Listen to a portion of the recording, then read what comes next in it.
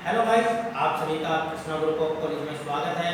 हमारा जो बीएड 2 वर्षीय प्रोग्राम है, हम उसके अंतर्गत आज बीएड फर्स्ट ईयर में अध्ययन कर रहे हैं। इसका पेपर का नाम है अधिगम्यता के रूप में विकास, यानी कि growing up as a learner. Paper code है E103।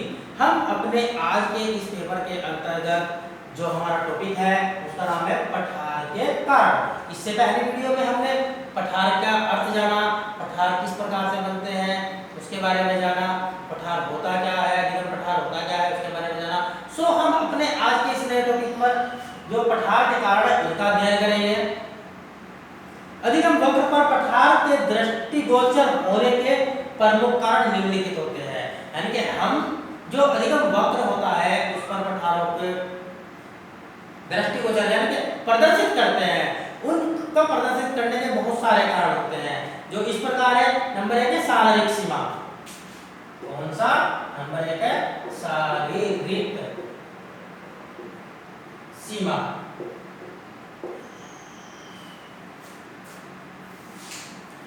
अधिगम की गति व मात्रा पर शारीरिक सीमा का पर्याप्त प्रभाव पड़ता है, यानी कि जब बालक किसी भी चीज का सीखते हैं तो उसकी जो गति है उस पर उसका जो शरीर है शारीरिक सीमा उसका बहुत ज्यादा फर्क पड़ता है। अब ये मान लीजिए कि अगर हम कक्षा 2 तक के बच्चे को 15 या 16 की टेबल याद करने के लिए कहा जाए, क्या वह कर पाएगा? नहीं कर पाएगा। इसीलिए शारीरिक सीमा का भी इस पर प्रभाव पड़ता है।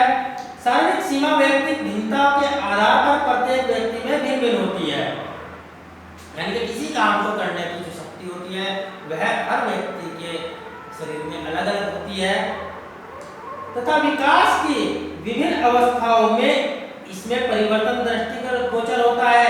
कोई भी व्यक्ति अपनी अधिगम शारीरिक कुशलता अक्षमता से अधिक अधिगम नहीं कर सकता है, क्योंकि जितनी उसके अंदर कुशलता है अक्षमता है उसी के अनुसार तो वह अधिगम कर पाएगा, उससे अलग वह अधिगम नहीं कर पाएगा।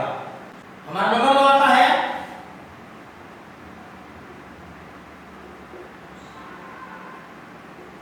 अभ्यास की उपेक्षा।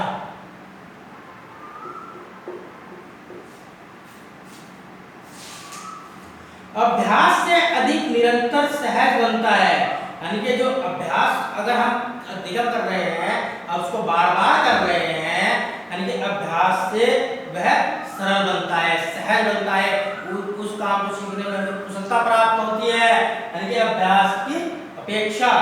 यह भी एक बहुत बड़ा कारण होता है। अभ्यास से अधिगम निरंतर सहज बनता है, यानी कि लगातार वह सरल बनता जाता है। आज हमने यानी कि बालकों ने ये मान लीजिए कि 2 की टेबल याद की,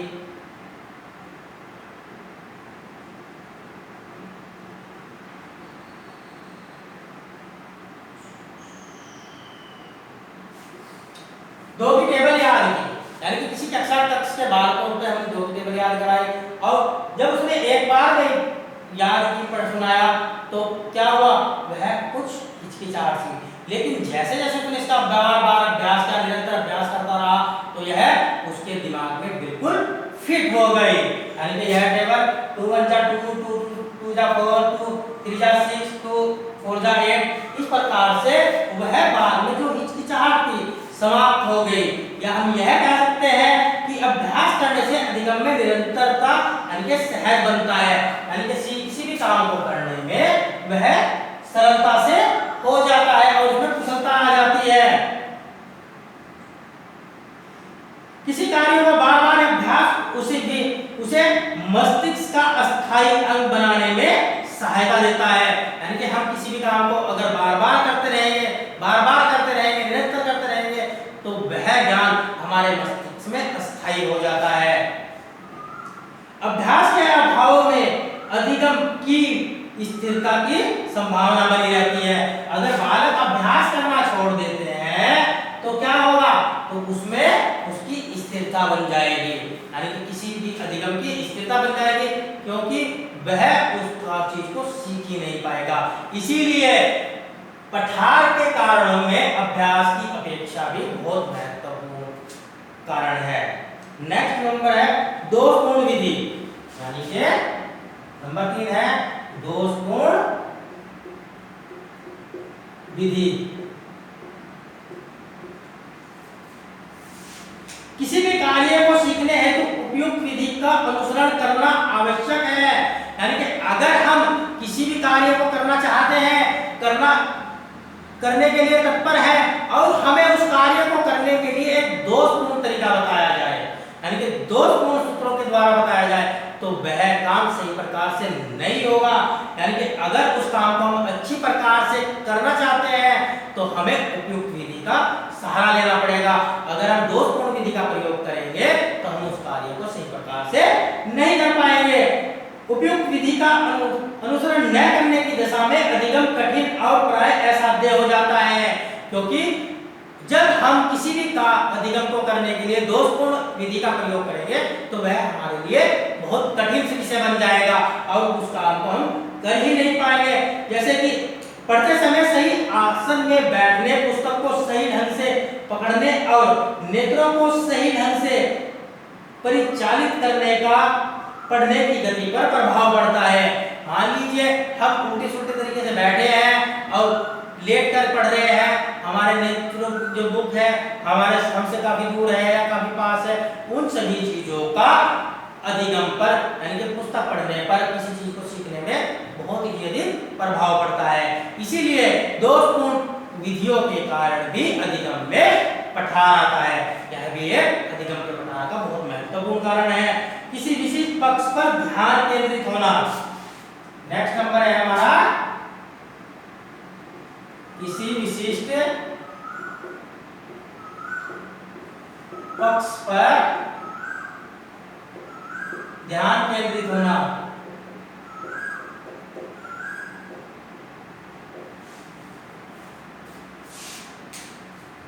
प्राय ज्ञान का कार्य क्षेत्र में कठिनाई तब उत्पन्न हो जाती है जब बालक एक ही पक्ष समस्या के अधिगम में अपना ध्यान केंद्रित कर लेता है।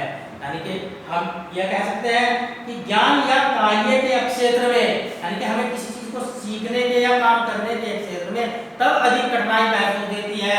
मान लीजिए हमें 8 की टेबल याद करनी है तो हमने अपना सारा ध्यान इसी पर लगा दिया है, जबकि हमें हमारे सामने इसके लिए बहुत सारी कठिनाइयां आ रही है, तो हम जो आगे के और हमारा अध्ययन है वह भी रुक जाता है।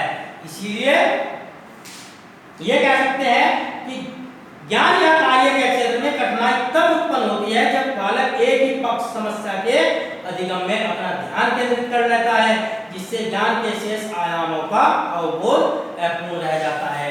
अब जब बालक ने 8 के टेबल पर ही अपना ध्यान केंद्रित कर लिया तो इसके जो बाकी के पक्ष हैं यानी कि मैथ के, वह रुक जाते हैं, रुकावट आ जाती है उनमें। इसलिए किसी विशिष्ट विषय पर ध्यान केंद्रित होना भी अधिगम पठार का एक मुख्य कारण है। फिर नेक्स्ट है हमारा पुरानी आदतें।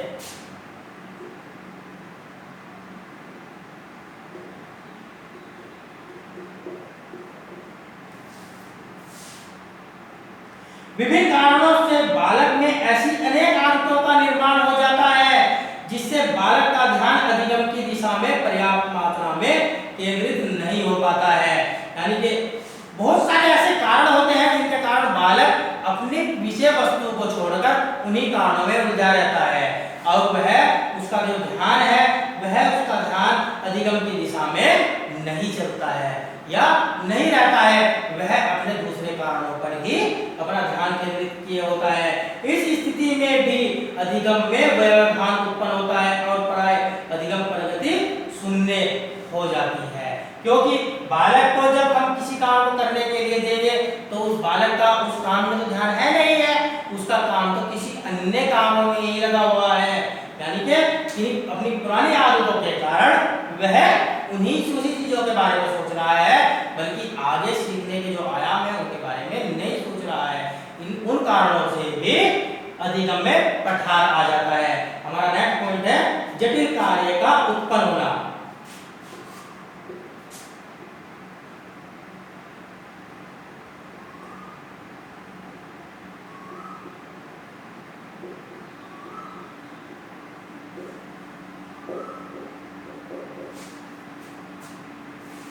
सहज ज्ञान को बालक सरल रूप से प्राप्त करते हैं, यानी कि अगर ज्ञान सहज हो, आसान हो, उसे बालक एकदम से यानी कि सरल तरीके से प्राप्त कर लेते हैं। इससे उसके अधिगम में तीव्रता परिलक्षित होती है, यानी कि वह जो सीखते हैं यानी कि सहज ज्ञान के द्वारा उसका जो अधिगम है उसमें तेजी दिखाई देती है, यानी कि तीव्रता दिखाई देती है। परंतु ज्ञान की जटिलता के कारण अवबोध में अपेक्षाकृत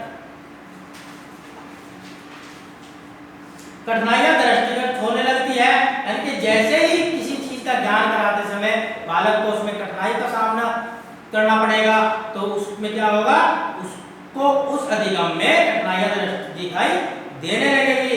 कार्य या ज्ञान की यह जटिलता विशेषकर असंगत शिक्षण पद्धतियों की स्थिति में अधिगम में स्थिरता उत्पन्न कर देती है। यानी कि क्या होता है, जब हम एक चीज को पढ़ाने के लिए अलग अलग प्रकार की शिक्षण विधियों का इस्तेमाल करते हैं और उनमें से कुछ विधियां आसान होती है, कुछ बहुत कठिन होती है, कुछ उनको बालक सही प्रकार से नहीं समझ पाता है, तो उन कारणों से भी अधिगम में स्थिरता आ जाती है और हम ऐसी स्थिति में जो अधिगम वक्र है उसमें अधिगम पठार को आसानी से देख सकते हैं। हमारा नेक्स्ट पॉइंट है प्रेरणा की अपर्याप्तता।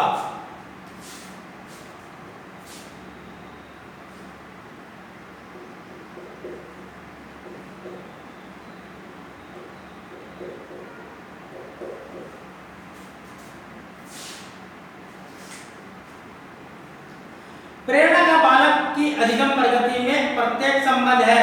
अध्यापकों द्वारा बालक की यथा समय प्रशंसा में प्रगति का समय समय पर ज्ञान करना, पुरस्कार प्रदान करना आदि से बालक में रुचि की अभिवृद्धि होती है। यानी कि अगर बालक ने कोई अच्छा काम किया और अध्यापक ने कह दिया शाबाश बेटा बहुत अच्छे, आपने बहुत अच्छा किया, गुड, वेरी गुड, एक्सीलेंट, तो उसमें क्या होगा, जो बालक होंगे उनमें अपने काम के प्रति रुचि पैदा होगी और वह उस काम को बहुत अच्छी तरीके से करना चाहेंगे। और उनकी अच्छी प्रगति के लिए उन्हें अध्यापकों द्वारा समय समय पर पुरस्कार देना भी प्रगति के लिए उनका मार्ग प्रशस्त करते हैं।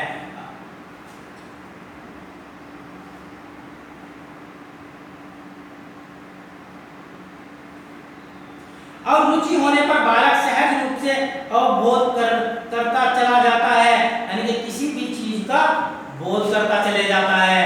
यानी कि जब बालक को उसके छोटे छोटे कामों के बदले में उसको प्रेरणा में दी जाएगी, शाबाश कहा जाएगा, उसको पुरस्कृत किया जाएगा, तो उसकी रुचि बढ़ती चली जाएगी और वह जिन कामों में तो वह कर रहा है उसके प्रति वह अपना ध्यान और भी लगाने चले जाएगा और उसका बोध हो जाएगा।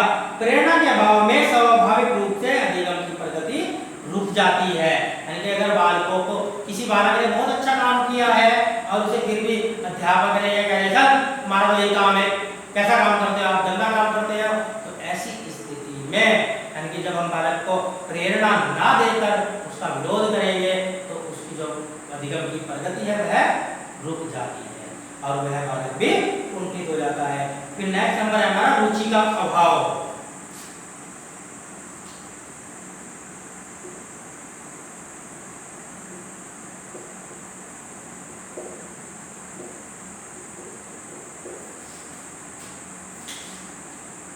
रुचि का अधिगम निर्धारण अत्यधिक महत्व है।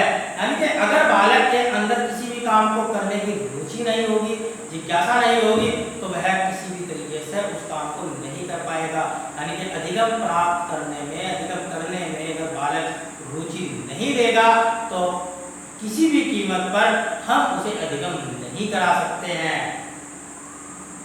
अनुकूल पाठ्यक्रम, संगत शिक्षण विधि, पूर्व ज्ञान की अवबोध आदि विभिन्न कारक रुचि का निर्धारण करते हैं।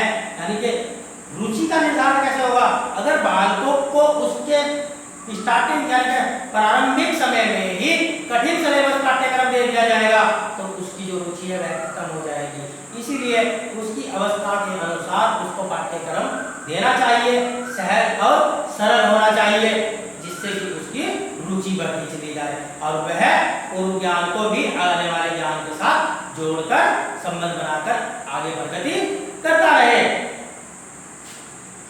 और बालक उन चीजों का जो उन्होंने कार्य किया है उनका उसे पूर्व ज्ञान का बोध होता रहे। इस कारण से छात्रों में अरुचि के उत्पन्न होने से अधिगम की प्रगति रुक जाती है और अधिगम पठार का निर्माण हो जाता है। यानी कि अगर बालक में किन्हीं कारणों से अधिगम के प्रति रुचि ना रहे तो उनसे क्या होगा, अधिगम का जो उसकी जो अधिगम की प्रगति है वह रुक जाएगी और अधिगम पठार जो है वह सामने आ जाएगा। सो गाइस हमारा जो है टॉपिक था अधिगम पठारों के कारण, उसके बारे में हमने अध्ययन किया। हम अपने नए टॉपिक में नए वीडियो के साथ आपको दोबारा मिलेंगे, तब तक के लिए धन्यवाद।